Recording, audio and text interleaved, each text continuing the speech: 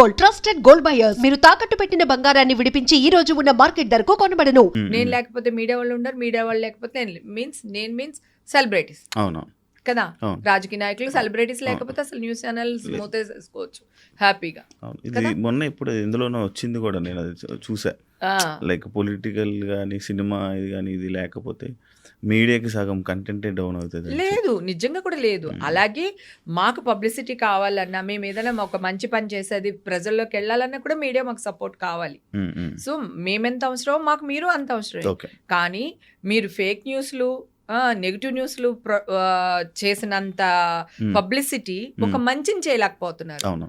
Actually నాకు ఒక doubt ఉంది. అంటే ఈ రేవుపాటి డ్రగ్స్ కేసు అనే పాయింట్ మీ మీదకి వచ్చిన తర్వాత లైక్ చాలామంది మీతో మాట్లాడడానికి కానీ, అంటే మీ సర్కిల్లో ఉండే వాళ్ళు కొంచెం దూరం అయ్యారని కానీ, లేకపోతే మీతో మాట్లాడడానికి ఇబ్బంది పడ్డారు అంటే, చాలా మీ వర్క్స్ కూడా చాలా ఇబ్బందులు అయ్యాను. అవును. ఎన్ని ఇబ్బందులు వచ్చుంటాయి మీకు? చాలా ఇబ్బందులు వచ్చినాయి నాన్న. అప్పుడే మా అమ్మాయి జాబ్కి ట్రై చేస్తుంది, లండన్లో చదువుకుని వచ్చింది, ఇంటర్నేషనల్ బిజినెస్ మేనేజ్మెంట్, ఇక్కడ జాబ్కి ట్రై చేస్తుంది. ఆ టైంలో ఈ న్యూస్ చూసే కొద్దీ చూడబుద్ధి అవుతుందని ఇదే సార్. అప్పుడు ఎలక్షన్ ఓట్ల లెక్కింపు. ఆ టైంలో ప్రతి వాళ్ళు టీవీ ముందే కూర్చుంటారు, చిన్నపిల్లతో సహా పెద్దవాళ్ళతో సహా అందరూ కూర్చుంటారు. ఆ టైంలో వేసి చంపేశారు.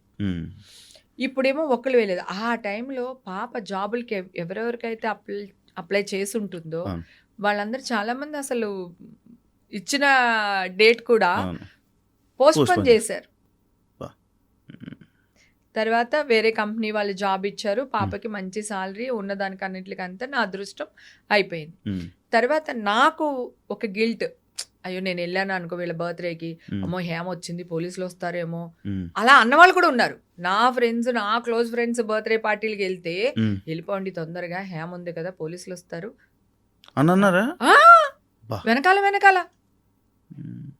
తర్వాత మళ్ళీ తెలుస్తుంది కదా, మళ్ళీ ఎవడో కూడా మన బ్యాచ్ లోనే ఒక ఉంటారు కదా, వచ్చి మళ్ళీ చెప్తారు కదా, నేను పలానా ఆవిడ ఇలా అంది అలా. నాకు వాళ్ళ మీద కోపం రాలేదు, ఎందుకంటే ఎవడైనా భయపడతాడు. అట్లా నేను 10 పార్టీలకు పిలిస్తే ఒక 2 పార్టీలకు వెళ్ళేదాన్ని, వెళ్ళినా కూడా 11:30కి వచ్చేదాన్ని. ఎందుకురా బాబు తర్వాత ఏదైనా జరిగి మళ్ళీ నేను నా వల్ల వీళ్ళందరూ ఇదయ్యారా అని అనిపించుకుంటారు. వాళ్ళు కూడా ఏం లేదు, ఏదన్నా ఉంటే ఫారెన్స్ వరకు ఏదో ఒకటి ఉంటుంది మందు బాటిల్, అంతకు మించి నేను వెళ్ళే పార్టీలో ఏమి ఉండదు.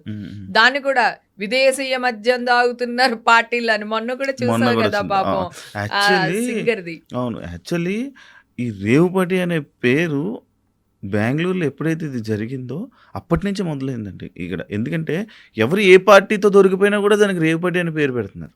అసలు వీళ్ళకి రేవుపాటి నామ్స్ ఏంటో తెలుసా? అసలు నాకు అదే నాకు తెలియదు. నేను కూడా అడిగా చాలా మంది, అసలు రేవుపాటి అంటే ఏంటంటే, రేవుపాటి అంటే అమ్మాయిలు ఉంటే రేవుపాటి అంటున్నారు. అంటే మా అబ్బాయిలు ఉంటే రేవుపాటి కాదా? ఓన్లీ అమ్మాయిలు ఉంటే ఏం పార్టీ ఉంటుంది? అదే అమ్మాయిలు అబ్బాయిలు ఉంటే రేవుపాటి అంట. అక్కడ డ్రగ్స్ దొరికినాయి కదా రేవుపాటికి నామ్స్ ఏంటని అడిగితే తెలియదు. మీకు తెలుసా రేవుపాటి అంటే ఏంటో? తెలియదు. అసలు మీరు తెలుసుకోవడానికి ట్రై చేశారు? నేను ట్రై చేస్తేనే పోలీసులు అదే చెప్తున్నారు, మీడియా వాళ్ళు ఇదే చెప్తున్నారు. నేను పోలీసులు కూడా అడిగాను, సార్ మీరు రేవుపాటి అంటున్నారు కదా, రేవుపాటి అంటే ఏంటి సార్? మనం అంతకుముందు ఎప్పుడో ఒకటి విన్నాం, రేవుపాటి అమ్మాయిలు న్యూడ్గా ఉన్నారు, అక్కడ ఇలా ఉంటుంది అలా ఉంటుంది, ఎప్పుడో విన్నాం కదా.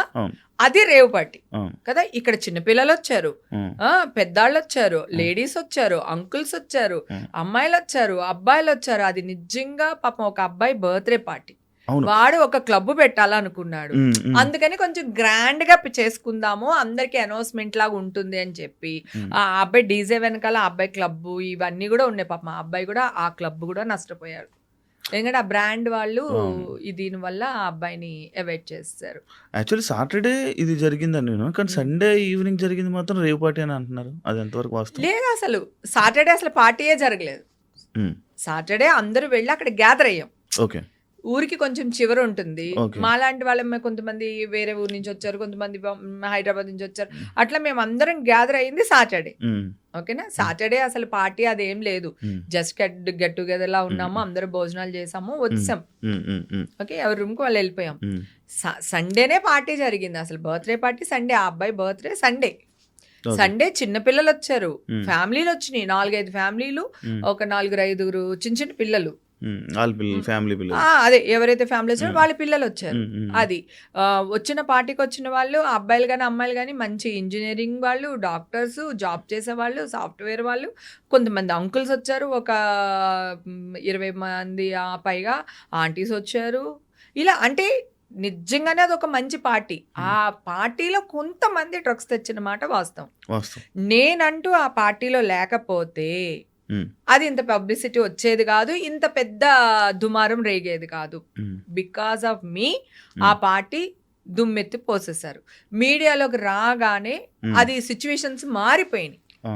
పోలీసులు కూడా అల్లిపోయారు. అసలు చాలా మంది యాక్టర్స్ ఉన్నారు, అది కూడా ఎవ్వరు లేరు, ఎవ్వరు లేరు, ఎవరు లేరు, యాక్టర్స్ అస్సలు లేరు. అండ్ ఇంకొకటి, ఇదే టైంలో 50 లక్షల ఎంట్రీ టికెట్ అని చెప్పారు. నా మైండ్ పోయింది. ఇంకా వాళ్ళ ఇష్టం చిన్నపిల్లలకి 50,000 టికెట్ తీసుకుని 50 లక్షల టికెట్ పెట్టుకుని అక్కడ ఉన్న మొక్కలని చూసావు కదా, పొట్టి పొట్టి అమ్మాయిలు, పొట్టేసుకున్న అంకుళ్ళు అందరూని, ఏది 10 మంది వీళ్ళు మంచి అమ్మాయిలు అబ్బాయిలు వాళ్ళు బయటకు వచ్చారు, అందరినీ చూపించారు కదా. మామూలుగా నీకేమన్నా వాళ్ళని చూస్తుంటే వాళ్ళు డబ్బున్న వాళ్ళు ఉన్నారా? చెప్పులే సరిగ్గా లేవు కదా ఎవరికైనా. వాళ్ళు 50 లక్షలు ఇచ్చి పెట్టుబడి పెట్టే మొక్కలా ఉన్నాయా? అసలు మామూలుగా మా మొక్కలు కూడా, నేను కూడా చెప్తున్నా, నేను ఎందుకు 50 లక్షలు ఇచ్చి నేను ఆ పార్టీకి వెళ్ళాల్సిన అవసరం నాకేంటి? నా అకౌంట్స్, మా అమ్మాయి అకౌంట్స్, మా ఆయన అకౌంట్స్, మా అమ్మగారిది, మా తమ్ముడిది, నా చుట్టూ ఉన్న నా ఫ్రెండ్స్ అకౌంట్స్ మొత్తం ఇట్లా దులిపారు మావి. అస్సలు ఇంత కూడా పాపం పోలీసులు కూడా బాధపడ్డారు. మీడియాకి ఎందుకు మేడం వీడియో పెట్టారు, మీడియా వాళ్ళ వల్ల మేము మిమ్మల్ని అరెస్ట్ చేయాల్సి వస్తుంది, మీడియా వాళ్ళు పెట్టడం కూడా, వాళ్ళకి కేసు పెట్టినప్పుడు కూడా మీడియా అదే పెట్టారు. యాక్చువల్లీ మీరు నిజంగా చెప్పాలంటే, అంటే ఇప్పుడు మీరు పాయింట్ చేశారు, ఆ వీడియో ఏదైతే ఆ కిచెన్ వీడియో కానీ అదే ఆ ఫామ్ హౌస్ దగ్గర మీరు నిల్చొని గార్డెన్లో పెట్టిన ఫోటోలు, ఆ 2 ఫోటోలు పెట్టకపోతే ఇంత అయ్యేదే కాదు అని మీరు అనుకుంటున్నారు కదా. అసలు నేను ఎప్పుడు పెట్టాను అనుకుంటున్నావు? అది జరిగిన ఈవినింగ్కే నెక్స్ట్ డేగా పెట్టారు అది కదా. ఈ లోపల నా పేరు, నా ఫోటోలు అన్ని వచ్చేసినాయి కదా. నా మామూలుగా సినిమాలు యాక్ట్ చేసిన ఫోటోలు పెట్టేసి హేముంది అని వేసేసారు కదా సాయంత్రం వరకుని. అందరూ అలాగే అనుకుంటున్నారు. కాదు, నేను మీ వీడియో పెట్టలేదు, నేను మధ్యాహ్నం 1 గంటకు 2 గంటలకు పెట్టాను నేను వీడియో. అవును, మధ్యాహ్నం అది జరిగిన తర్వాత మధ్యాహ్నం అప్పుడు పెట్టారు, అప్పటికి పెట్టాను నేను వీడియో. పెట్టకుండా అప్పుడు నేను పెట్టకపోయినా వాళ్ళు వేసేసారు కదా న్యూస్. నా ఫోటోలు పోలీసులు ఫోటోలు రిలీజ్ చేశారు అన్నాడు, ఇంకెవడో రిలీజ్ చేశారు. అసలు ఒక ఎంక్వైరీ జరుగుతుంటే అక్కడ పోలీసులు ఏ పోలీసు నా ఫోటో వేస్తాడు? అదే కదా నేను అన్న జాఫర్ దాంట్లో కూడా అడిగాను కదా, ఏ పోలీసు నా పేరు అనౌన్స్ చేశారు, ఎవరు ఏ పోలీసు నా ఫోటో ఇచ్చారు చెప్పండి అని అడిగాను కదా నేను. ఎవడు మాట్లాడలేదే. నేను అరిచాను కదా, నేను మాట్లాడాను, జాఫర్ ఇంటర్వ్యూలో మాట్లాడాను, నా ఇంటర్వ్యూలో మాట్లాడాను. ఏ పోలీస్ ఆఫీసర్ ఇచ్చాడు? ఇప్పుడు ఈ రూమ్ లో ఒక క్రైమ్ జరిగింది. ఈ క్రైమ్ జరిగినప్పుడు, ఎంక్వైరీ జరుగుతున్నప్పుడు, ఇన్వెస్టిగేషన్ జరుగుతున్నప్పుడు ఫొటోస్ అసలు బయటికి ఎందుకు ఇస్తారు పోలీసులు? వాళ్ళు పోలీసులు వాడేశారు, నన్ను వాడేశారు. సపరేట్ ప్రెస్ మీట్ పెట్టి చెప్తారు కదా, ఇలా పలానా యాక్టర్లు ఉన్నారని చెప్పాలి కదా. చెప్పలేదు కదా. ప్రెస్ మీట్ లో కూడా మనోళ్ళే అడిగారు కదా, సెలబ్రిటీ ఉందా అంటే ఇట్లా చూసి ఎవరో ఒకళ్ళు ఉన్నారు, మూవీ వాళ్ళు ఉన్నారంటే ఎవరో ఒకళ్ళు ఉన్నారు అన్నారు. ఆ ఒక్కళ్ళే ఎవరు? నా పేరు అసలు చెప్పలేదు. నేను అది కూడా వేసి చూపించాను కదా జాఫర్ దాంట్లో. ఆ ప్రెస్ మీట్ కూడా వేసి చూపించాను నేను. ఆ అమ్మాయి నైల్ పాలిష్ చూపించాను, ఆ అమ్మాయి డ్రెస్ చూపించాను. వీళ్ళు ఒక ఫేక్ న్యూస్ వేసేసారు. ఇప్పుడు దాన్ని నిజం చేయాలి. ఇంకా నేను ఏం చెప్పని వినలేదు. అసలు నిజంగా అరెస్ట్ చేస్తారని తెలుసుంటే నేను ఒక్కదాన్ని ఎందుకు వెళ్తాను? ఒక పాయింట్ ఆలోచించిన ఒక్కదాన్ని వెళ్ళా నేను. నాకు వైరల్ ఫీవర్, ఆ 2 రోజులు వెళ్ళకపోవడానికి రీజన్ నేను నోటీసులకి రిప్లై ఇవ్వలేదని నన్ను అరెస్ట్ చేశానని చెప్పారు పోలీసులు.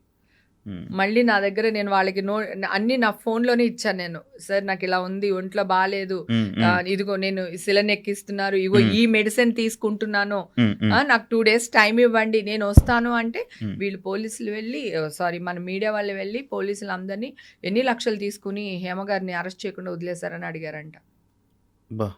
ఎంత ప్రెషర్ చేశారో తెలుసా పోలీసులు. నాకు బెయిల్ ఎలా వచ్చిందో తెలుసా? ఒక కోర్టులో ఎప్పుడు కూడా ప్రీవియస్ తీర్పులు ఉంటాయి, అవి రెఫరెన్స్ గా పెట్టి అడుగుతూ ఉంటారు. ఈ కేసుకి ఇట్లా అప్పుడు ఇలా జరిగింది ఇలా అని ఉంటాయి కొన్ని. దాంట్లో ఒక చాలా పెద్ద లాయర్, అడ్వకేట్, అన్ని కేసులు గెలిచాడంట, ఒక్క కేసు ఓడిపోయారంట. ఆ పాయింట్ నా ముందరే లాయర్ వాదిచ్చి నాకు బెయిల్ తెప్పించారు. సో చెప్పారు అది పెట్టి జడ్జి గారికి ఆ పేపర్స్ ఆ పాయింట్లన్నీ పెట్టి ఆ ప్రీవియస్ జడ్జిమెంట్ది కాపీ ఇచ్చి ఆయన అడిగారు అనమాట.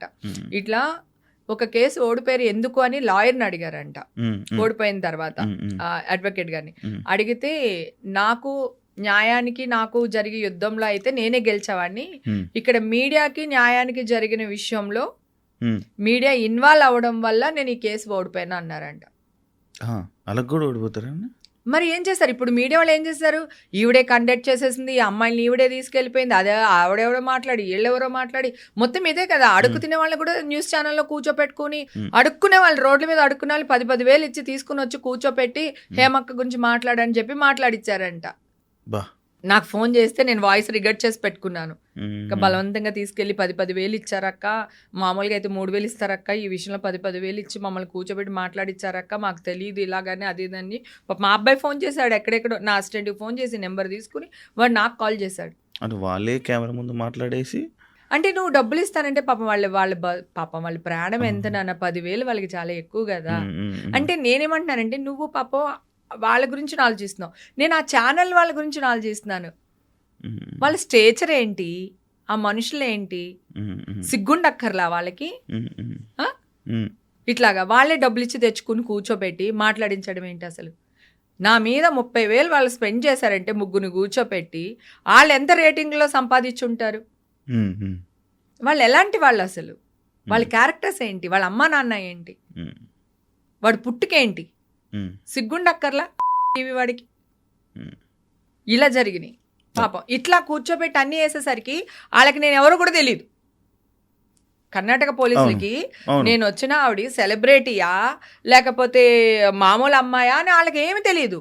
వీళ్ళు న్యూస్ వేయడం వల్ల ఓ ఎవరో సెలబ్రిటీ వచ్చారు, సో సెలబ్రిటీ ఉంది అని పాపం వాళ్ళకి కూడా తెలియదు. వీళ్ళ జ్ఞానోదయం ఇచ్చారు వాళ్ళకి ఫీడింగ్. ఈ అమ్మాయి ఇలాగా అలాగా అంటే వాళ్ళకు కూడా డౌట్ వస్తుంది కదా పోలీసుకి. ఆల్రెడీ నువ్వు నేను ఒక పార్టీకి వెళ్ళాం, నువ్వు ఉండిపోయావు, నేను బయటకు వచ్చేసాను ఆ పార్టీ నుంచి, అక్కడ ఏదన్నా ఇష్యూ జరిగింది ఇలాంటిది, మనం ఇంటికి వెళ్ళిపోయిన తర్వాత కూడా వాళ్ళు పిలిపిస్తారు, పిలిపించి మనల్ని ఎంక్వైరీ చేస్తారు. ఎంక్వైరీ చేసి మీ పేరేంటి, మీరేంటి, ఏ ఊరు, ఏంటి, తీసుకున్నారా లేదా అని చెప్పి వాళ్ళకు కూడా టెస్టులు చేపిస్తారు. ఇది కామన్, ఇది జరుగుద్ది. కానీ అరెస్ట్ చేసే అంత తప్పు కాదు. ఒకవేళ నేను డ్రగ్స్ తీసుకున్నాను నాన్న, ఎందుకు అరెస్ట్ చేస్తారు? డ్రగ్స్ తీసుకుంటే నేను విక్టిమ్ని, నన్ను అరెస్ట్ చేయరు. అరెస్ట్ చేయనక్కర్లేదు, కోర్టుకి ప్రొడ్యూస్ చేస్తారు. కోర్టులో నిరూపణ అయిన తర్వాత మనం ఫైన్ కట్టుకుంటాం, లేదంటే వాళ్ళు డీహైబ్రేషన్ సెంటర్ అంటారు కదా, అక్కడికి పంపిస్తారు. డ్రగ్స్ తీసుకున్న వాళ్ళని ఫైన్ కట్టించుకుంటారు, అక్కడికి పంపిస్తారు. అసలు దీనికి సంబంధం లేదు, అసలు అరెస్ట్ చేయకూడదు. ప్లస్ మీడియా వాళ్ళు కూడా డ్రగ్స్ తీసుకున్న వాళ్ళ ఫోటోలు కానీ వాళ్ళ పేర్లు కానీ వాళ్ళని పబ్లిసిటీ చేయకూడదు. వాళ్ళు విక్టిమ్స్ కదా, వాళ్ళని కాపాడుకోవాల్సిన బాధ్యత ప్రభుత్వం మీద, సమాజం మీద ఉంటుంది. ఎవరైనా సరే అసలు ఆ విక్టిమ్ ఫొటోస్ వేయకూడదు. ఓకే ఓకే ఓకే ఓకే కానీ మొత్తం పెద్ద ఇదే అయింది కదా. అసలు చాలా చేసేసారు కదా, ఎంత నష్టపోయాను నాన్న. ఈషా గారి ఫ్రెండ్స్ దూరం పెట్టేశారు ఆ పాపని. ఆ ఉద్యోగం టైంలో తన ఇబ్బంది పడిపోయిందా, నేను నా ఫ్రెండ్స్ అందరూ ఇదైపోయారా. మా అమ్మ, మాది పల్లెటూరు నాన్న, నేను పరువు కోసం చచ్చిపోతాను. Please subscribe to iDream. Please subscribe to iDream. Please subscribe iDream. And please subscribe to iDream. For more videos, subscribe to iDream. Please like, share and subscribe to the channel. Congratulations, iDream. Subscribe to iDream. Subscribe to iDream. So subscribe to iDream Media. iDream ki iDream team andarki huge congratulations. Please subscribe iDream Media. Please subscribe to iDream. Subscribe iDream. Please subscribe to iDream. iDream అంటే నా కళల channel subscribe చేసుకున్న నోరు తిరుగుతలేదు, మీరైతే గంట గుర్తు కొట్టండి. For more such videos, please subscribe to iDream. Subscribe to iDream. Please subscribe to iDream. Please subscribe iDream Media. Please do subscribe to iDream. Please subscribe to iDream Media. For best entertainment and information, please subscribe iDream. And don't forget to subscribe to iDream.